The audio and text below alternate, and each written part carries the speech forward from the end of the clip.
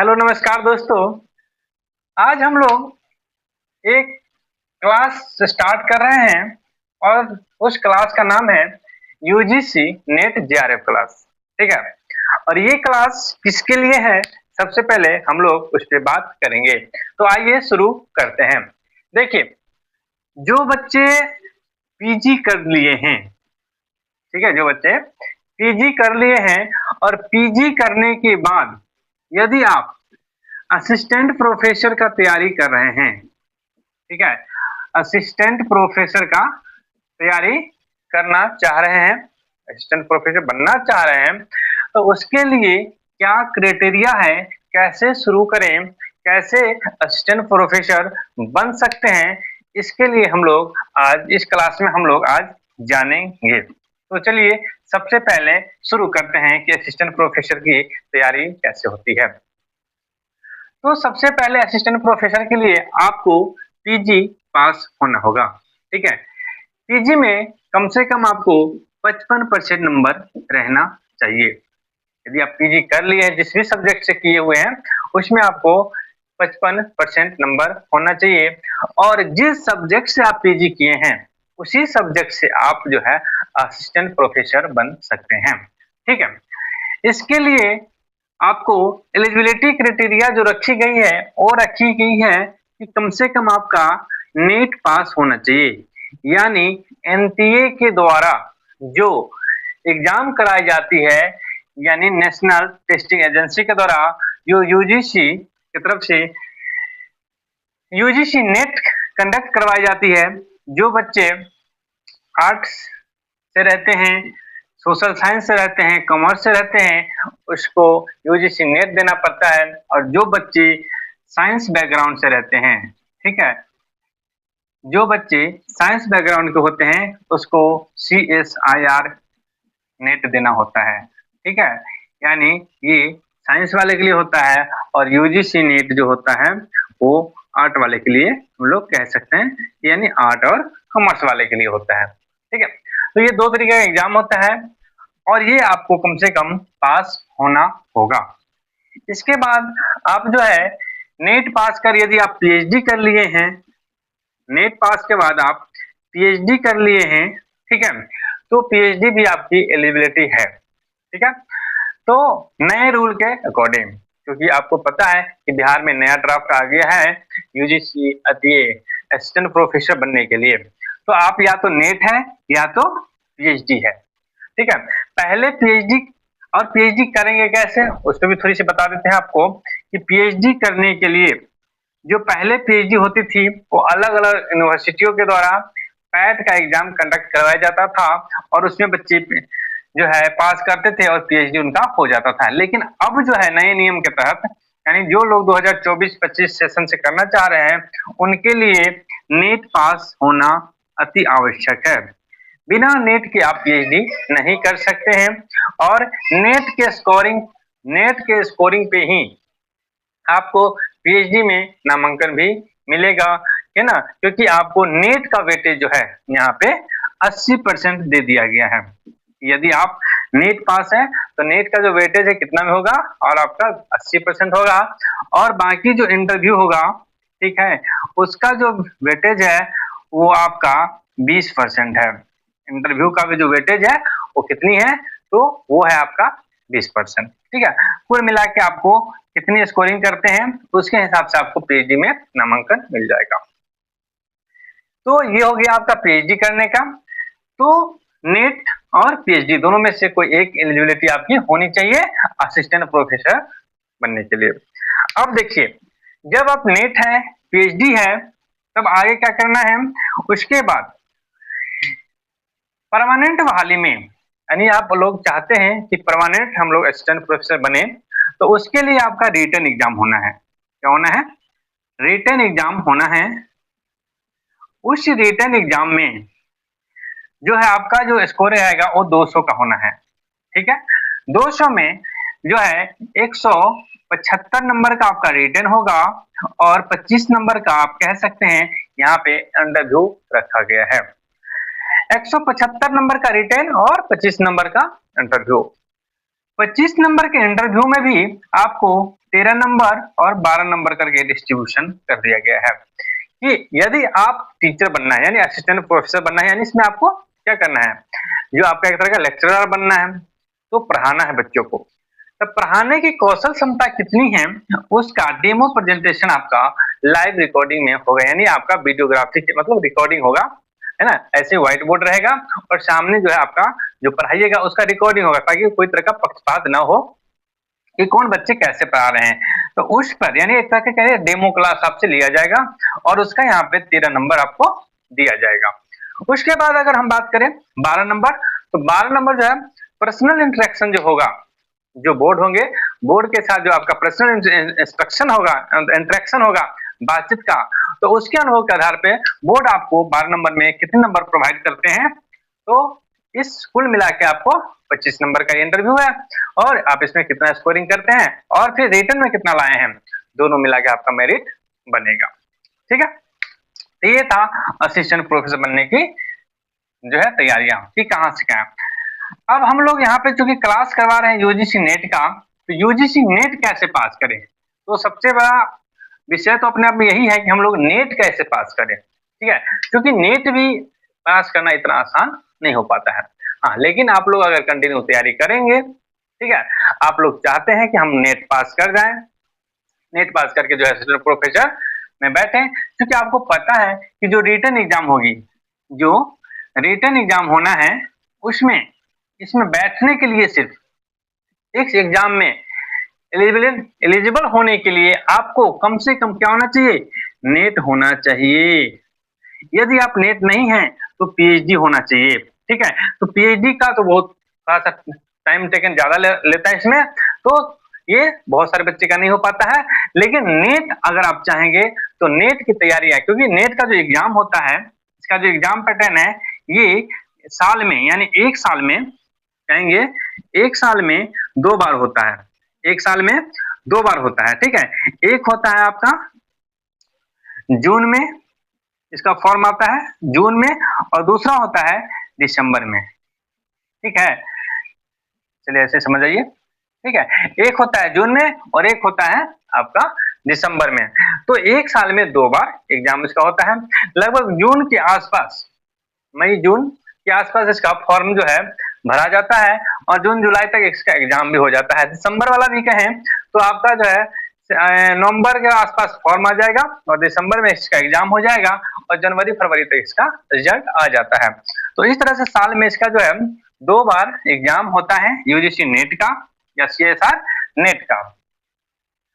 ठीक है, तो हम लोग जो है यूजीसी नेट के बारे में अब चर्चा करेंगे। तो यूजीसी नेट में क्या होता है, तो इसमें देखिए 2 पेपर का एग्जाम होता है, इसमें भी आपका 2 पेपर का एग्जाम होता है, जिसको हम लोग पेपर 1 और पेपर 2 के नाम से जानते हैं। पेपर 1 और पेपर 2, जो बच्चे एकदम से नहीं जानते उसके लिए बहुत ज्यादा ये यूजफुल होने वाली है। ठीक है, तो पेपर 1 और पेपर 2, तो पेपर 1 जो होता है वो जनरल पेपर होता है। क्या होता है ये, जनरल पेपर होता है। ठीक है, सामान्य पेपर कह सकते हैं, जनरल पेपर होता है। ठीक है, और जो पेपर 2 होगा, यानी जिस सब्जेक्ट से आपका पीजी है, ठीक है, यानी जिस सब्जेक्ट में आप पीजी किए हैं उसी सब्जेक्ट से आप नेट भरेंगे। ठीक है, तो आपका जो है पीजी वाले सब्जेक्ट, ठीक है, यानी यहाँ पे लिख देते हैं पीजी वाले सब्जेक्ट यहाँ पे होगा आपका। ठीक है, यानी जिस सब्जेक्ट से आपने पीजी किया है, कई बार क्या होता है ना कि कई बच्चे बहुत सारे सब्जेक्ट से पीजी कर लिए रहते हैं, जैसे ना कोई बच्चे मान लीजिए हिंदी से पीजी कर लिए, कोई बच्चे इंग्लिश से पीजी कर लिए, लेकिन अगर यदि आप इंग्लिश से भरेंगे तो आपका इंग्लिश पेपर 2 हो जाएगा। ठीक है, हिंदी से भी पीजी किए हैं मान लीजिए, तो हिंदी से भरेंगे तो हिंदी पेपर 2 हो जाएगा आपका। ठीक है, तो ये आपका अपने अपने जो सब्जेक्ट हैं उस सब्जेक्ट का जो यूजीसी नेट का सिलेबस होगा उसके अकॉर्डिंग तैयारी करिएगा, है ना। और जो जनरल पेपर 1 है वो सबके लिए एक जैसा होगा, सबके लिए एक जैसा होगा। अब कहें क्वेश्चन की बात, तो क्वेश्चन टोटल इसमें जो है आपका 150 क्वेश्चन पूछे जाते हैं। कितने, तो 50 क्वेश्चन जो है पेपर 1 से पूछे जाएंगे और 100 क्वेश्चन आपका पेपर 2 से पूछे जाएंगे। 50 क्वेश्चन पेपर 1 से और 100 क्वेश्चन पेपर 2 से पूछे जाते हैं। इसकी मार्किंग की बात करें तो 2 नंबर का, यानी एक क्वेश्चन 2 नंबर का रहता है, ठीक है, एक क्वेश्चन 2 नंबर का, तो यानी आपका ये जो टोटल मार्क कवर करेगा वो 100 नंबर करेगा, और यहाँ पे जो है 200 नंबर यानी मार्क कैरी करेगा। समझ रहे हैं आप लोग? यानी यहाँ पे 50 क्वेश्चन 2 नंबर का, एक क्वेश्चन 2 नंबर का, तो 100 नंबर का यहाँ पे हो गया, 200 नंबर का यहाँ पे हो गया, कुल मिला के जो है 300 नंबर का आपका एग्जाम होगा। ठीक है, तो पेपर 1 और पेपर 2 दोनों आपको पढ़ना है। ठीक है, हम लोग यहाँ पे अभी फिलहाल क्योंकि पेपर 1 कॉमन पेपर है, सबके लिए बराबर है, तो हम लोग पेपर 1 का ही ज्यादा फोकस करेंगे, और पेपर 2 आप लोग अपने अपने सब्जेक्ट में माहिर होंगे। पीजी यदि आप उस सब्जेक्ट से किए हैं तो उसमें तो आप लोग माहिर होंगे। ठीक है, तो और ऐसे देख लीजिएगा सिलेबस क्या क्या है आप लोग अपने अपने हिसाब से, तो उस हिसाब से तैयारी करेंगे। तो हम लोग यहाँ पे पेपर 1 का तैयारी करवाएंगे।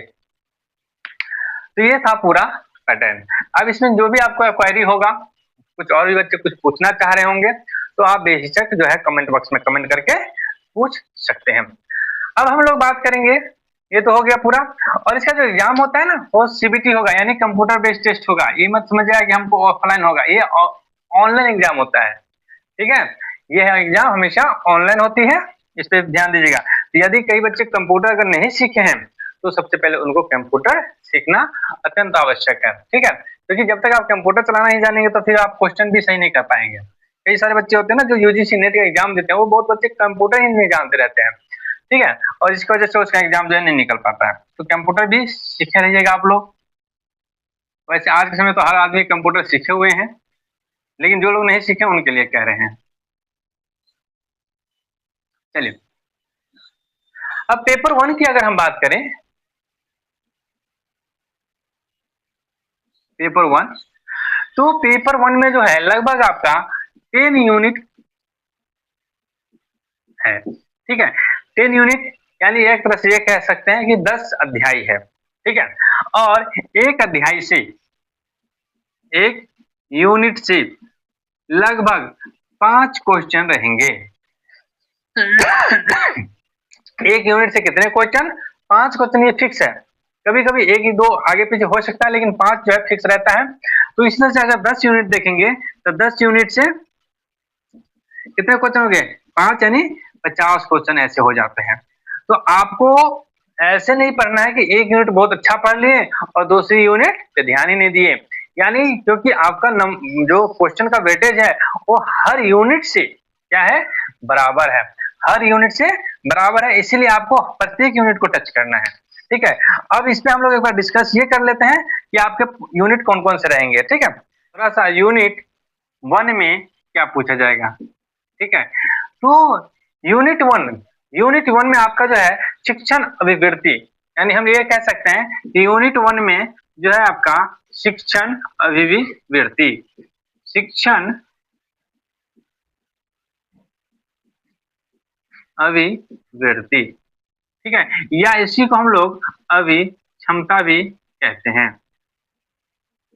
ठीक है, यानी आपका जो है यूनिट 1 में क्या है? आपका शिक्षण अभिवृत्ति या फिर शिक्षण अभिक्षमता। ठीक है, तो ये हमारा, यानी इसको इंग्लिश में हम लोग टीचिंग एप्टीट्यूड कहते हैं। क्या कहते हैं? Teaching aptitude.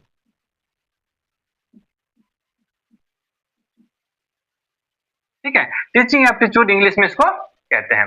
ठीक है, दूसरा जो यूनिट है हमारा वो है शोध अभिवृत्ति, यानी यूनिट 2 की अगर हम बात करें तो ये आ जाएगा हमारा शोध, यानी रिसर्च जो होता है ना उसके रिगार्डिंग शोध अभिवृत्ति।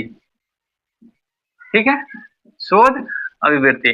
तो यूनिट 1 हमारा शिक्षण अभिवृत्ति और यूनिट 2 हमारा शोध अभिवृत्ति हो जाएगा। ठीक है, और यूनिट 3 जो होगा, यूनिट 3 याद रखिए, ये हमारा कंप्रहेंशन होगा, यानी एक दूसरे लोग को बोध क्षमता के बारे में पढ़ना होगा, यानी बोध, यानी कंप्रहेंशन जिसको कहते हैं, यानी आपको जो है एक तरह का गद्यांश दिया रहेगा और उसको गद्यांश को पढ़िए और उस गद्यांश में से आपको ही आंसर पूछा जाएगा। ठीक है, यूनिट 4 की बात करें अगर हम, यूनिट 4 ये होगा संप्रेषण। क्या होगा? संप्रेषण। क्या होगा? संप्रेषण। सॉरी, जो है आपका गलती हो गया, संप्रेषण। संप्रेषण, ठीक है। चौथा यूनिट आपका संप्रेषण का होगा, ठीक है, जिसमें आपका कम्युनिकेशन, बोलचाल के बारे में जो हम लोग पढ़ते हैं ना, वो होंगे, ठीक है। तो ये है हमारा यूनिट नंबर 4।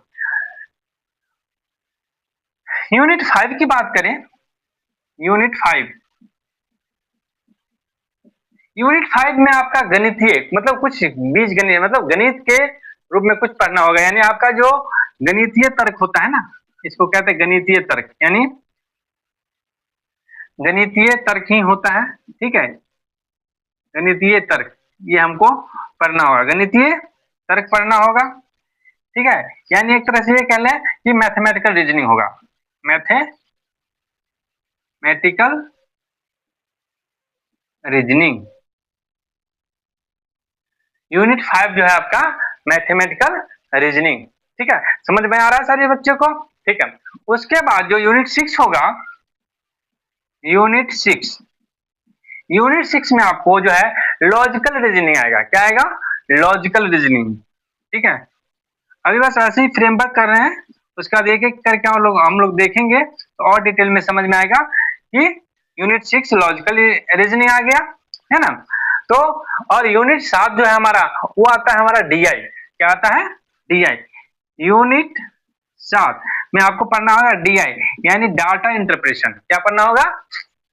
डाटा इंटरप्रेशन, यानी आंकड़ों की व्याख्या, ठीक है।